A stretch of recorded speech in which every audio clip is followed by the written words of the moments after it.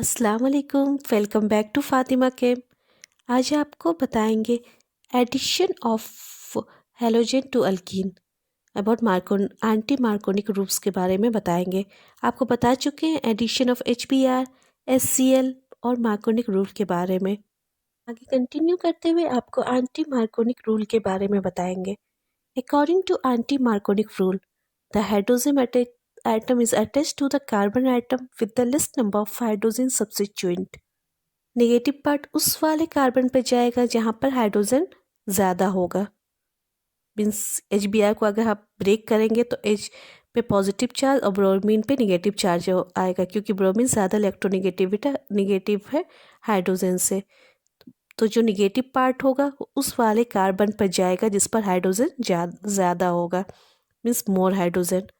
और हाइड्रोजन उस पर जाएगा जिस पर कम होगा, means just opposite of anti Markovnikov rules. Positive part उस पर जाएगा जिस पे हाइड्रोजन कम होगा, जिस कार्बन आइटम पे हाइड्रोजन कम होगा, मीन्स लेस हाइड्रोजन।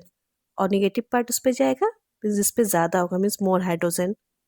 वो नेगेटिव पार्ट उस वाले कार्बन पर जाएगा जिस पर हाइड्रोजन ज़्यादा होगा। एंटी मार्कोनिक ग्रुप्स का सबसे पहला कंडीशन ये होगा कि ये अप्लाइड होगा अनसिमेट्रिकल एल्कीन में। सिमेट्रिकल एल्कीन में तो कोई इसकी बात ही नहीं है, ये अप्लाइड होगा अनसिमेट्रिकल एल्कीन में। और ये just opposite of Markovnikov's rule है। इसमें सबसे ज़्यादा इंपॉर्टेंट है प्रेजेंस ऑफ HBr। जब HBr होगा तभी ये रिएक्शन होगा। ये रिएक्शन HCl, HI और HF के प्रेजेंस में नहीं होगा। इसको मैं आगे बताऊंगी ऐसा क्यों नहीं होगा, इसलिए ये जानने के लिए मेरी पूरी इन तक वीडियो ज़रूर देखें विदाउट स्किपिंग। सबसे इम्पोर्टेंट कंडीशन है प्रेजेंस ऑफ HBr। और यहाँ पे एक और इम्पोर्टेंट कंडीशन होगा कैटलिस्ट का, और जो पेरोक्साइड कैटलिस्ट है वो भी इसमें प्रेजेंट होगा, तभी ये रिएक्शन एंटी मार्कोनिक रूल होगा। पेरोक्साइड में आपका बेंजाइल पेरोक्साइड भी हो सकता है और दूसरा हाइड्रोजन पेरोक्साइड भी हो सकता है। ये आपका बेंजाइल पेरोक्साइड का फॉर्मूला और ये हाइड्रोजन पेरोक्साइड का फॉर्मूला। पेरोक्साइड सिंपल में जब ऑक्सीजन के बीच जो होता है डबल बॉन्ड होता है, लेकिन जब सिंगल बॉन्ड हो तो इसको पेरोक्साइड कहते हैं। यहाँ पे आप देखिए दोनों में चेक करें सिंगल बॉन्ड है तो इसे आप पेरोक्साइड कहेंगे। पे देखिए एग्जाम्पल से समझिए, ये प्रोपीन है, HBr से रिएक्ट करेगा in the presence of peroxide, तब आपका 1 ब्रोमोप्रोपेन का फॉर्मेशन होगा। अब देखिए ये कैसे बना। HBr की जब बॉन्ड क्लिप होगी तो H पे पॉजिटिव चार्ज और ब्रोमीन पे नेगेटिव चार्ज होगा। प्रोपीन के डबल बॉन्ड जो क्लिप होगा तो एक पे पॉजिटिव एक पे नेगेटिव चार्ज होगा। जो यहाँ पे नेगेटिव चार्ज इस पे 2 इलेक्ट्रॉन है तो ये पॉजिटिव चार्ज को यहाँ इस पे देगा 1 इलेक्ट्रॉन।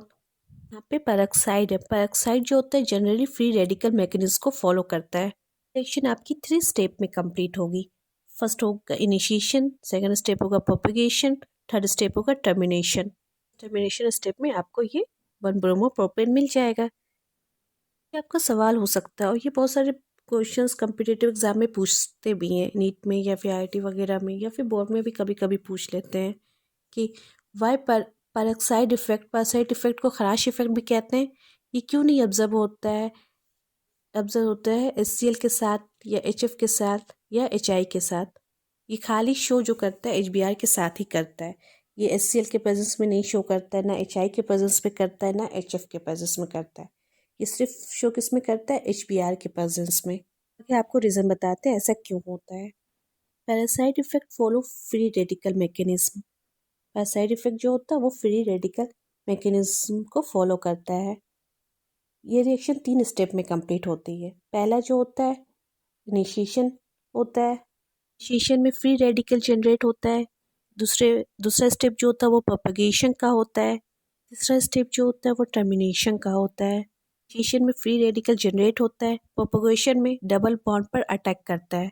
यहाँ जो फ्री रेडिकल जो जनरेट हुआ वो किस पे अटैक करता है, डबल बॉन्ड पे। रेडिकल जनरेट हुआ वो डबल बॉन्ड पे अटैक करता है, मीन्स यहाँ पे फ्री रेडिकल का होना ज़रूरी है डबल बॉन्ड पे अटैक करने के लिए। और तीसरा स्टेप जो टर्मिनेशन है, में फ्री रेडिकल आपस में जुटकर दूसरे मॉलिक्यूल में कन्वर्ट हो जाते हैं, मीन्स यहाँ पे टर्मिनेट हो जाता है, रुक जाता है रिएक्शन। अभी प्रोपिंग का एग्जांपल दिए थे उससे आप समझ गए होंगे कि क्या क्या है यहाँ पे है। जो आपको प्रोपिंग का एग्जांपल था ये आपको ये तीनों स्टेप को फॉलो करता है, इनिशिएशन, प्रोपगेशन एंड टर्मिनेशन। तब आपको ये 1 ब्रोमो प्रोपेन मिल जाता है, ये प्रोडक्ट। अब आपको पता चल गया होगा HBr ही क्यों फ्री रेडिकल देता है, HCl और HI क्यों नहीं देता है। आगे आपको रीज़न भी बता रहे हैं। देखिए ये पहला रीज़न है क्यों नहीं HCl और HIHF अटैक करता है। In initiation free radical attack on HBr, HCl, HI, HF among these HCl HF bond don't cleave by free radical। जो इनिशिएशन स्टेप होता है उसमें फ्री रेडिकल जनरेट होता है, लेकिन HCl HF का बॉन्ड स्ट्रांग होता है, इसलिए फ्री रेडिकल इस बॉन्ड को क्लीव नहीं कर सकता, तोड़ नहीं सकता। जबकि HBr और HI का जो बॉन्ड होता है वो इजिली क्लीव हो जाता है।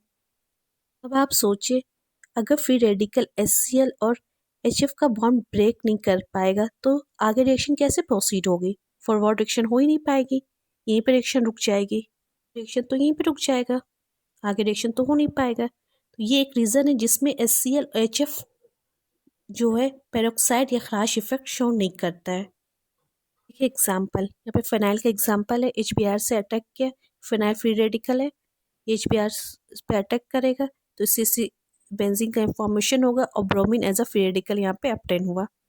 इसी तरह से HI की बॉन्ड क्लीव होगी तो आपको यहाँ पे आयोडीन फ्री रेडिकल मिलेगा, लेकिन यहीं पे अगर HCl ले लेते HBr HI के अलावा यहाँ पे HCl या HF ले लेते तो ये रिएक्शन प्रोसीड नहीं होती, यहाँ पे रिएक्शन फ्री रेडिकल के साथ नहीं होता, बॉन्ड क्लीव नहीं करता। फ्री रेडिकल जो है HCl HF का बॉन्ड क्लीव नहीं करता, इसलिए यहाँ पे नो रिएक्शन, यहाँ पे कोई रिएक्शन नहीं होता। इन सेकेंड स्टेप एक्स रेडिकल, कोई भी यहाँ पे एक्स रेडिकल हो सकता है, अटैक ऑन CC बॉन्ड। यहाँ पे एक्स रेडिकल कौन होगा, या तो आयोडीन का रेडिकल होगा या तो फिर ब्रोमीन का रेडिकल होगा, क्योंकि HCl और HF तो अपना ब्रेक किया नहीं था।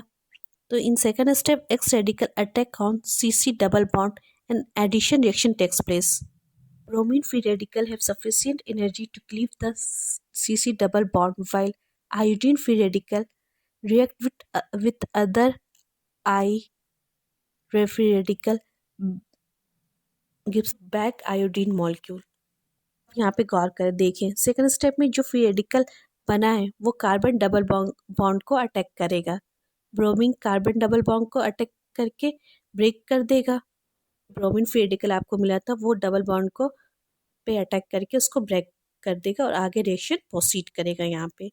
लेकिन यहाँ पे आप देखें आयोडीन की रिएक्टिविटी ज़्यादा होने की वजह से डबल बॉन्ड के बजाय किसी दूसरे आयोडीन फ्री रेडिकल से मिलकर आयोडीन मॉलिक्यूल में कन्वर्ट हो जाएगा।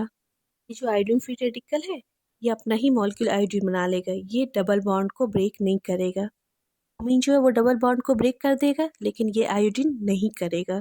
डबल बॉन्ड ब्रेक नहीं हो पाएगा आयोडीन की वजह से, इसलिए आयोडीन जो है पेरोक्साइड और खराश इफेक्ट शो नहीं करेगा। अब आप समझ गए होंगे HCl HF और HI ये खराश इफेक्ट और पेरोक्साइड इफेक्ट शो नहीं करता है, सिर्फ HBr शो करता है।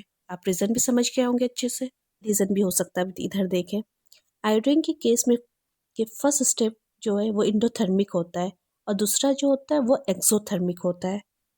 ब्रोमीन के केस में दोनों जो है अपना फर्स्ट स्टेप सेकंड स्टेप सब एक्सोथर्मिक होता है, इसलिए रिएक्शन आगे प्रोसीड कर सकती है, आईडी में नहीं कर सकती आगे।